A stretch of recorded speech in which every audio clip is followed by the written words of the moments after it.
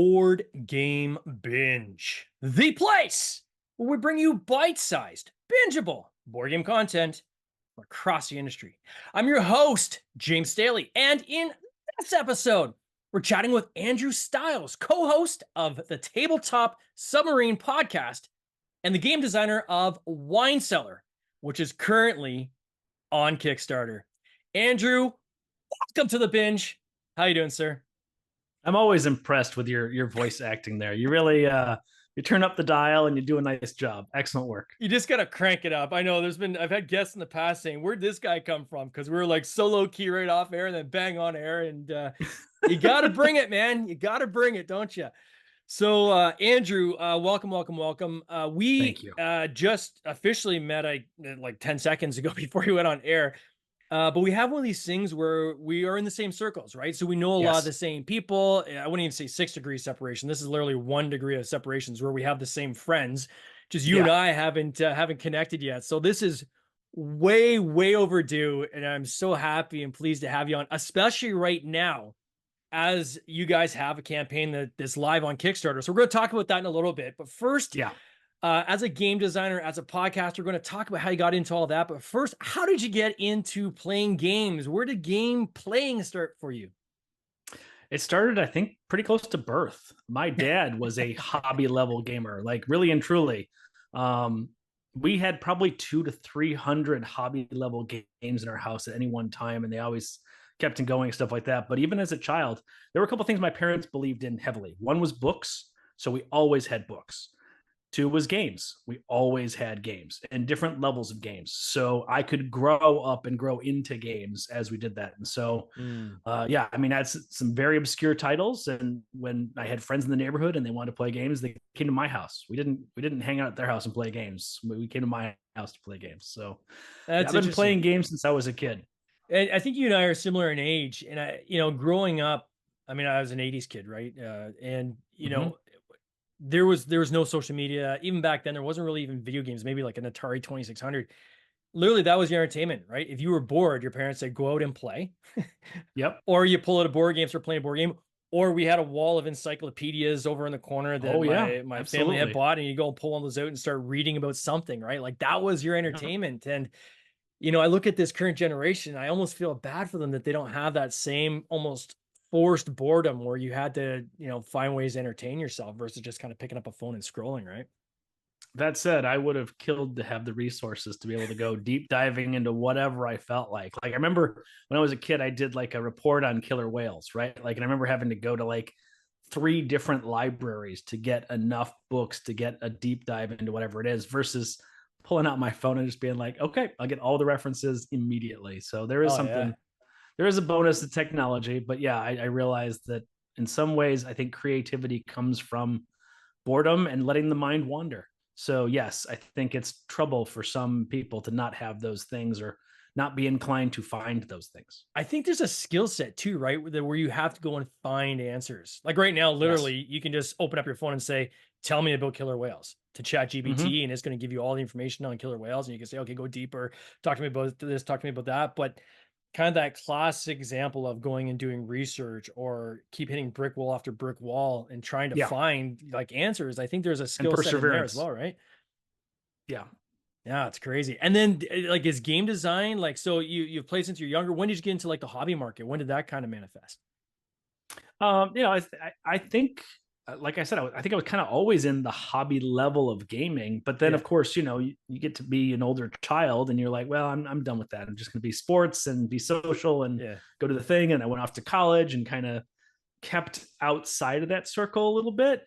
And then, you find your way in the world, you start finding your friends and stuff like that. And you solidify your social circles. And then eventually you start to say, I think I could probably introduce a couple of games to some people. And then you start maybe a small gaming group a little bit and it spreads out from there. And then, I'm lucky enough that I met my wife later in life, but I still met her. And I remember taking her home to meet my parents, and my parents are gamers. So hang out at my place. We're going to play games. So we played, she knew I played games and we played a couple of board games together, but she didn't know the depth of what gameplay can be until you play 4 or 5 games in a day. with only breaks to eat or go walk around the park and then come back, like really and truly. So when that happened, I got that permission to like really go back into the hobby the way that I wanted to. And then we built a couple different game groups. We went to game nights, and we were to build my own collection back up again and stuff like that. So that's kind of where I went from that. And then, the natural evolution is when you play enough games, you want to create the thing that doesn't exist. So, or I take that idea, right? That idea you have, and you say, wow, how can I think I could probably, I've got an idea. Maybe I can turn it into a game using these mechanics that I just played tonight at game night. I think it's funny when I hear people say that. I mean, I could totally relate when you're like, having somebody that has played board games, I'll put that in quotation marks, it's like the Monopolies and the Risks of the world when they're younger, but they have no idea how deep and broad the hobby game industry is. I host a local board game meetup group here in my hometown. And about a month and a half ago, we had somebody come out who was like a slightly older than me, not that much older, but it was somebody who had played a couple games growing up, and they thought, hey, that might be kind of neat to go to a social group. And everybody's pulling at all these different games that they've never heard of. And they're like, oh, this is actually a thing. Right? Like this is beyond just a monopoly. We're not in Kansas anymore, right? So it's but it's cool to see people kind of get hooked into it. I got a very close buddy who just started gaming about a year ago. He got into board game hobby, and now his collection of games is larger than mine. Like he just went bananas, right? And just started collecting like crazy. And he's, he loves trick taking games, and he's trying to come up with, try to buy every possible trick taking game he can get his hands on, right? Just so he can kind of fully immerse himself in. And I think that I don't want to say it's an addiction, but I think for some people in the industry, it definitely gives them something to focus on, right? It allows them to kind of put their energy into something. And I think that's something that is positive, right? So instead of doing something that's just destructive, this is something that's constructive, right? You can use it to make new friends. You can use it to get some ideas. You can get it to exercise your brain. Like there's so many positive things that come out of the hobby, right? Yeah, absolutely. I'm a firm believer that games create a safe space for you to stretch your mind in different ways and also explore and empathize, right? Like, so when I play a game about colonization, obviously I'm doing the wrong thing and I'm being a colonist, right? But it creates that mental space where I can also think, what damage is being done? How do I feel about this role that I'm playing in the world? And what would I do differently if this was actually a real thing, right? I think about that the same way that when you think about a movie or a book, you get to go explore that place and time.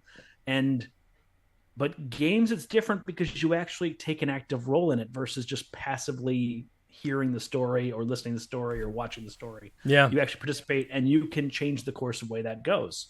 And now games reward you for doing specific activities, but it does create a place for you to start thinking about those things and maybe even having those conversations at the table. No, totally. So I assume you're like a wine connoisseur too, or? Yeah. So in my years of being in restaurant industry and hospitality and stuff like that, if you're a server for any period of time or a waiter, you know that the only way to make money being a waiter is to sell wine, like really and truly wine, cocktails, get to know all your stuff like that. And so it started with that. It just started me being better at my job at that time. And then once I kind of understood the depth and complexity and the interestingness that wine can provide, and then obviously most people don't know, I guess I shouldn't say most people don't know this, but wine and food is one of those weird handshakes that can really elevate both, or it can negate either. Like you can have a wine and the wine is fine and whatever, and it's just what it is. But if you have the right wine and food pairing, all of a sudden the food changes. So you have the food by itself, and you have the food with the wine. It's like having two different meals at the same time. It becomes this really interesting and complex dance that's done. And especially if you ever have like a 2 or 3 wine meal, like where you have a couple different glasses and then watch the flavor profile of the food change with the different wines you're tasting. Anyway, I'm geeking out a little bit more than that's cool. But once I discovered that, I started to actually like get into some formal training and like really understand what that's going on. And eventually got to the point where I was the person at my restaurant that they would come and ask questions to. Like the other servers would go, what would you pair with this? Or how would you with that? Or can you go visit my table and talk to them about wine? Because people are really serious and I can't keep up. And so I'd go over there and talk to them and have a great conversation. And then they would request me the next time they came in. They'd be like, I want to have that guy as my server and stuff like that. And so I became well known for that within my restaurant and stuff like that. And then I went over to hotels, and I was a concierge for a while. And one of the things you do as a concierge is not only you make recommendations for restaurants, but I was doing my thing where I was actually recommending wine at those restaurants with the meals. I would recommend a specific plate and a specific pairing and stuff like that. I'd be like, go have whatever you want to, but I think this is the best thing that they do. And if you're interested in having an experience, that's that for you. And there was also a local supermarket near me that I went and scoured their wine collection. I came up with my list of like top 15 bottles they recommend if you just wanted to pick something up and come home with the bottle at night and hang out in your room and have a glass. You're staying for 2 or 3 days. That's the glass or night, whatever night, you can do that too. And so I got this kind of reputation for doing that kind of thing. And so I love wine as a thing that accentuates your life and gives you new flavors. Now, do you collect wine? I have a wine cellar. Yeah, I do. It's a handmade wine cellar that I didn't make myself. I hired a person who's a craftsman to do, but I made it my way. Like I created it so that normally in a wine cellar, you put your bottles in and they stick out like this and you see just the tops of the bottle like this. I created racks where you could have a series like this with a stack and they line the bottles up and it goes top to bottom. And so I can see all the labels and I can see how much wine I have at once. And then I can go and say, tonight I feel like a big bold red. So I go to this section where my cabs and my big zins and my cab francs are. And then I go over here and I've got my lighter reds. I got my Viogniers and my Vino Verdes and all different like that. And so like, I got all these different kinds of things. And it's about the mood that I feel in that night or what we're having for dinner. So yes, I do have a wine cellar. Now I'm sure anybody listening has got the same question I got. What is larger, your board game collection or your wine collection? Oh man, my board game collection is probably bigger, but I also cycle in and out of it. Yeah. And I try to keep it at around 200, 250 ish versus my wine collection is constantly dissipating and needing refill. So it's not like I can't keep wine that long. Like we have a whole shelf of wines that are like special wines, like ones we really want to age and see how they grow and evolve and stuff like that. And so those rarely get touched, but the rest of the cellar is a constantly revolving door of drink, go to the local wine shop, pick up 15 bottles, bring it home, stick it in the cellar, and then drink some more. So yeah.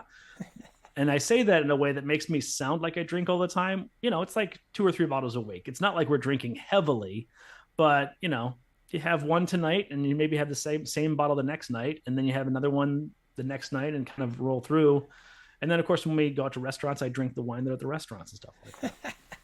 So talking about wine, so you've got this game called Wine Cellar that 25th Century Games is currently got on Kickstarter. We've had Chad, the owner of the company, on our podcast, I think about a year and a half ago. I know he's actually watching right now. He helped with some audio quirks that we had at the beginning there. We'll get that fixed later. But walk me through kind of how you came up. Obviously, I think the inspiration is clear, how you came up with Wine Cellar. It's a clever little game. Like, so I would call this a small box game, a quick kind of like filler game, maybe at the beginning of the night. It's an auction game, and this plays what, up to 6 players, or how many players does it play? It plays up to 8. 8. Wow. Yeah.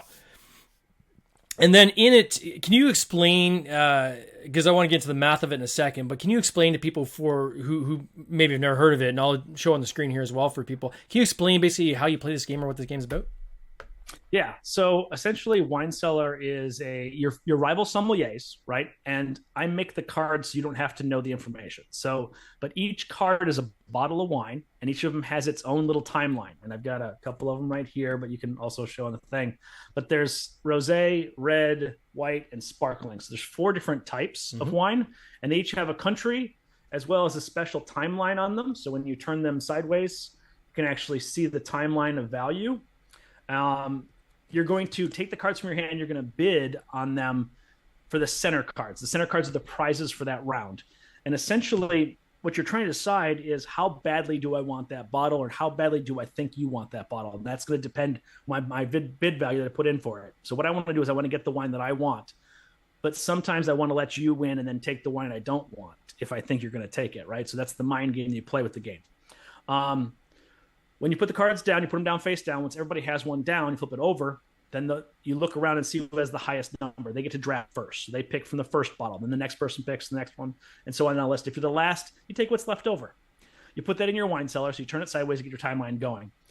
Then the next bottle you get from the center will then go either above or below that one, and the next one above and below both of those. So we'll never go in between. You got to kind of like plan it out a little bit, but then also stack the best you can and make the best decisions as you go. Now you're also seeding those prizes because every card you bid with becomes the next prize in the next round. So then you bid again, and it becomes the next prize in the round again. And so you're constantly kind of planning ahead, making sure the thing that you're putting out is not only a good bid number for yourself, but also maybe something that you want or something that puts your opponent in a bad position. If I'm going to then follow up and make sure that I win the next one, I can put something you definitely don't want and kind of screw up your cellar.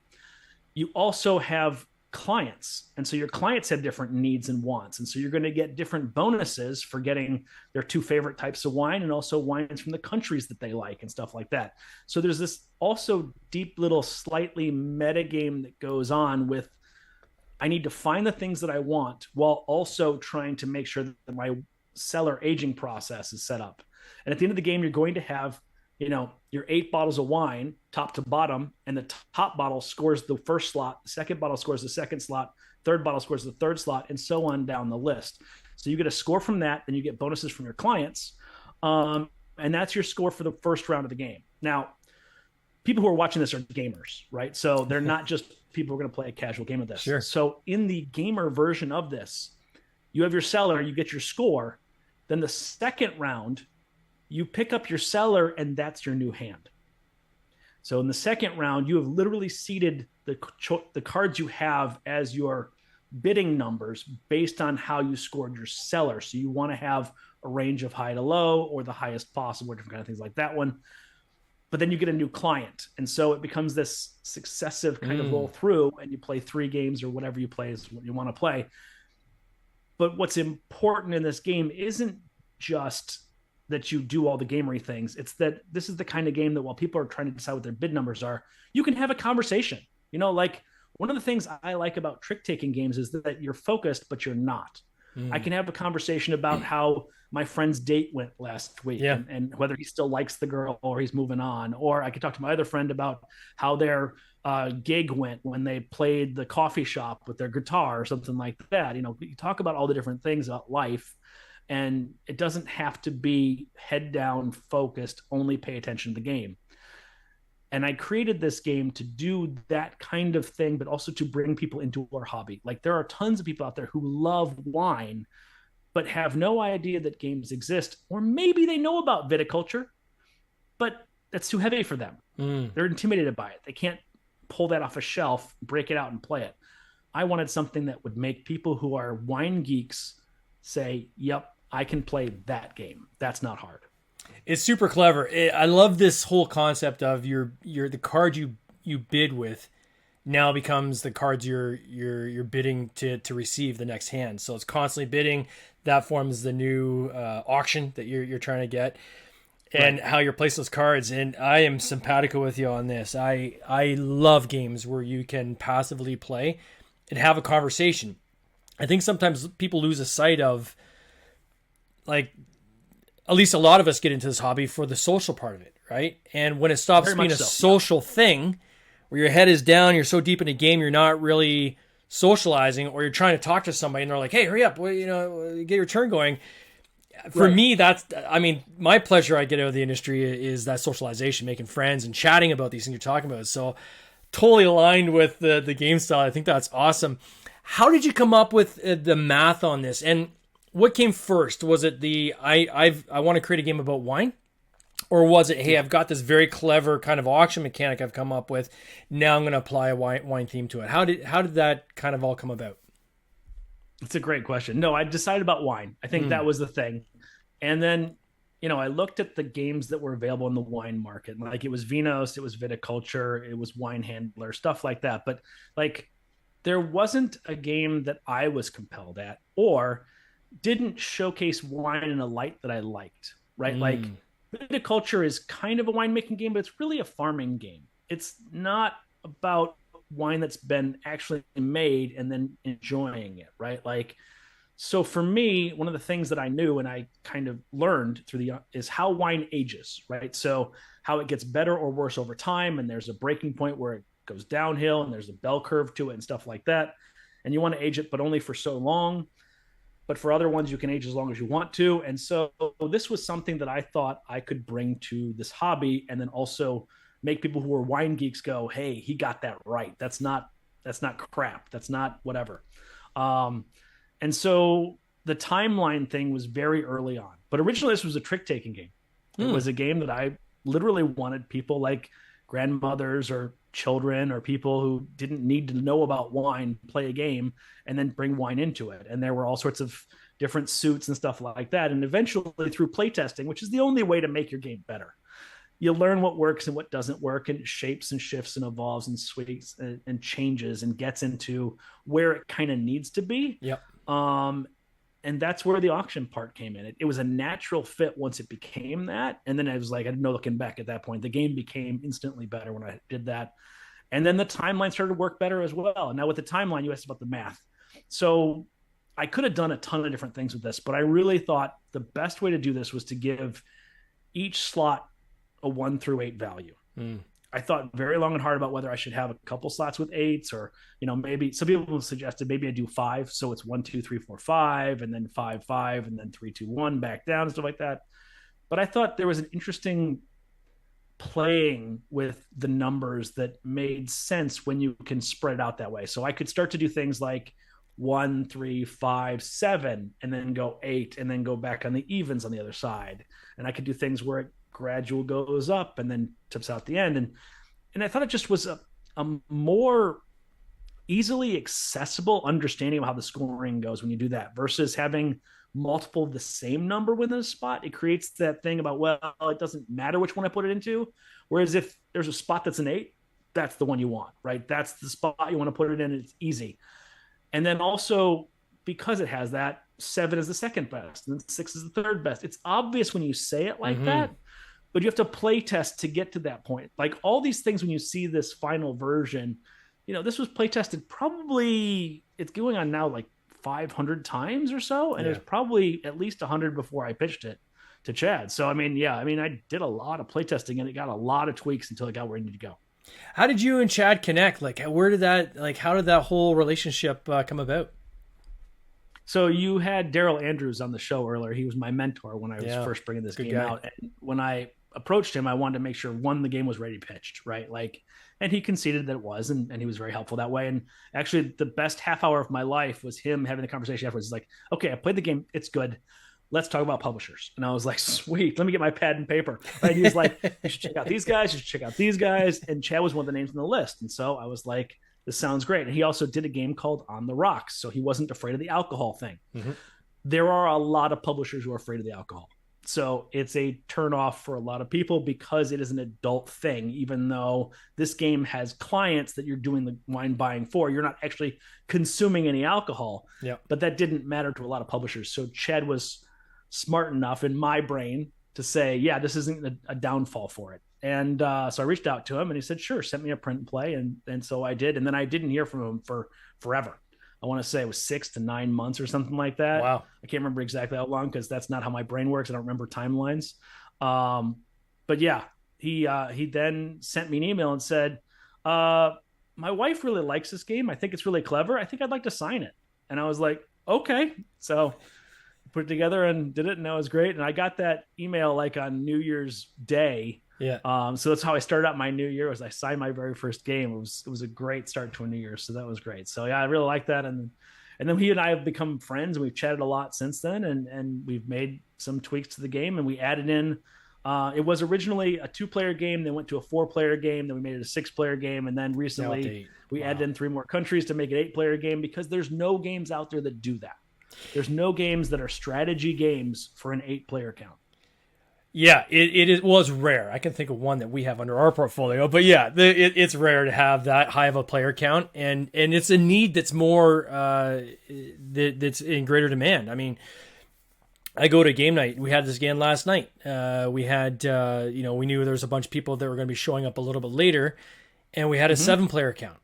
Well, okay, now we're splitting the group and we're doing 4 and 4 and 3 because all the games we had were maxing out at 5 players, right? So the more you can have these games that are short play times that allow you to play a larger number of people, it becomes a staple in the game bag, right? When you're going to these meetups and these game nights. What blows me away is this your first game that you've ever created, right? Like this is the first one. It is, but I also feel like those many years of being integrated in the hobby without designing really set the tone, right? Like if you're a writer and you write, the more books you read, the better you are as a writer. So I really think that I've played probably hundreds of games that people in today's hobby have never even heard of, let alone don't know about. And also those games weren't as good as these games. So I learned about what I liked and didn't like and what worked and what didn't work way earlier on than most people get a chance to, because this is the benefit of playtesting people's games is you get to see games early on in the process and you get to watch them evolve, right? And I feel like if you play a game prior to 1980, it's the same thing as playtesting, because those games didn't go through the rigmarole it takes to get to market than the games today do. So essentially, I am a playtester of those games, and house ruling those games is an absolute necessity. You have to make those games better than they are, otherwise they're not worth playing. Yeah, that's a fair point. I always say this to people that are, getting into the industry for the first time. They say, "Do you have any advice?" I say, "Yeah, play as many different types of games as you can." Weekly, I am always on the lookout, and our gaming group very much does this. Usually, someone will bring something that no one's played before, and they'll teach it, right? So I try to learn a new game every week. That's great. And I am a way better game designer now than I was 4 years ago.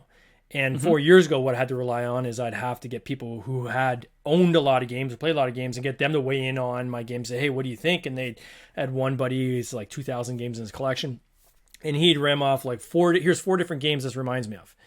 Or did you consider, have you ever played this other game? Because I think if you incorporate that mechanic, it might work better. And I'm like, dude, I've never even heard of, what are you talking about? I haven't heard of any of these games, right? So the more you can play, the more rounded you'll get. And I frequently people will say, oh, I know James is out on this game because I know he doesn't like this game style. And I'll say, no, I'm still going to play. It's going to be painful, but I'm going to play because I know that I'm going to learn something, and just from that experience that I wouldn't have learned if I hadn't played the game. So I will force myself to even play things that are in a genre and a game style that I loathe purely to get the experience and the education from it, right? So absolutely. And I also say this, that, you don't have to have a big game collection or people in your game group that have big game collections. Yeah. You can go to gaming conventions to do that. Totally. Yes, it's not frequently, but you can go, 3 times a year for a weekend and have access to the library that they have. You can go watch videos the day before you go to play the game, learn how to play the game, and then literally just play it. Yeah. You can literally do that with zero. Well, not zero, because you have to pay for your hotel room and whatever travel thing, but you don't have to pay for those games specifically to have those experiences. And that's a great way to do that.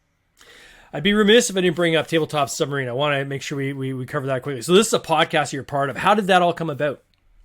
So Josh and I, we were both game designers, and we were talking about what we could do to give back to the community, right? Like, what can we do to say, we're part of this. We want to create something that people can have for free that will entertain them in some way.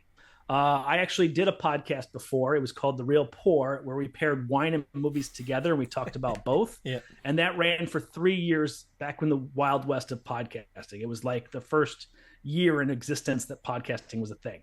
To the point where we didn't actually track metrics because we didn't want to pay for them. And there was no way to find metrics without paying for them. So we just said, screw whatever listens, whoever doesn't. And we didn't care. And so that got me the experience of doing this whole process. And then Josh was like, well, I think I'm going to do a podcast. Who was interested in doing that? I'm like, you know what? I'll jump on it now. Now I can do board games instead of, the serious stuff. Let's go ahead and do that.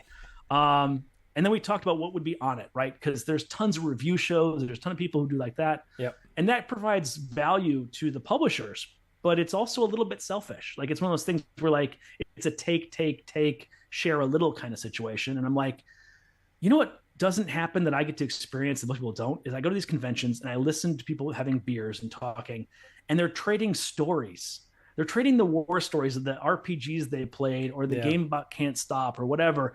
And they have these great stories that people around them start to pull their chairs closer to listening to the stories. You know what I'm saying? Like, they're like, oh, you were playing that? Tell me more about that. And so I was like, well, let's do that. Let's seek those people out who has those great stories to tell and make them share them with the world.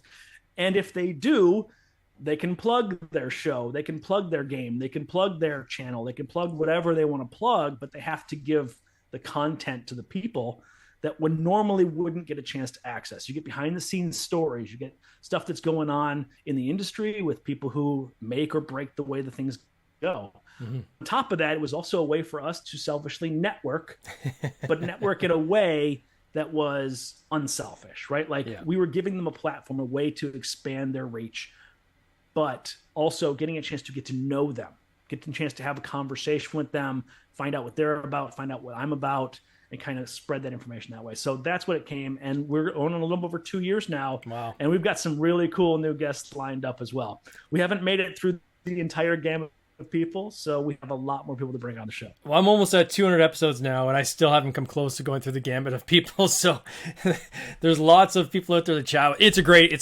podcast. And for those listening, if you like the Board Game Binge podcast, I know you'll love the Tabletop Submarine podcast as well. It's about an hour-long format, perfect for if you're at the gym or maybe on a longer commute. Yep. And I just love the conversational style you guys have. So I would encourage people to check it out. It's awesome. So again, Tabletop Submarine. Where do you go from here? So you're a podcaster. You're now a published designer. Do you have another game coming? Are you going to do your own publishing? Like, what's the plan for Mr. Stiles? Yeah, so our second game, I have a co-designer. His name is Jason Harris, and we have it with 25th Century Games, and it's about acorn woodpeckers. And Vincent Dutrait is doing the artwork, and I can't talk more about that than that because it hasn't been fully announced. But I'm very, very, very blessed that Chad liked not only the first design, he liked the second one as well.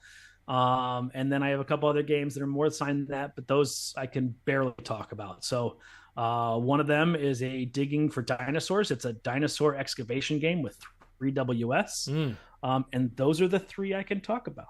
Amazing. Well, for those who want to check out Wine Cellar, it's currently on Kickstarter right now, 25th Century Games, as I said. I also want to mention, too, give a shout out that this isn't just the only game that 25th Century has on. It's actually a 4-game campaign. So they've got Wine Cellar, they've got Sand Art, which I believe is Mondo Davis. Did that one? Mondo? Mondo's is Big Sur. Oh, his is Big Sur. Big Sur, Sand Art, and then the Grand Skyport, is the 4th one? Yeah. That's Dan Germain. He's also a Chicago area game designer. He's on the other side of Chicago from me, but he's pretty talented as well. Oh, that's amazing. So great savings if people want to pick up more than one copy. I am going to put a link in the show notes so it's easy for people to find. For myself, I found it easy just by typing in Wine Cellar. You type in Big Sur, any of these game titles, it comes up right away. Andrew, I want to wish you all the best in this coming year. I know you guys got 3 days to go. I can't wait to see how this ends up, my friend. Yeah, and I will also be at Origins demoing this. So if you're going to be at Origins, you can come over and find me, and I'll be showing Wine Cellar off to people who want to see it. But thank you for having me on. You're a great show, and I really appreciate your content. And thank you for doing what you do. No worries. You take care, buddy. Cheers.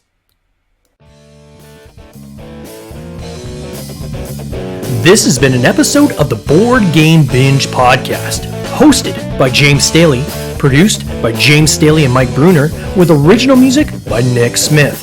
If you would like to watch these interviews live, simply subscribe to our YouTube channel, Board Game Binge, and you'll get access to live interviews, giveaways, and interesting board game content from across the industry. I can't wait for you to join us. See you next time.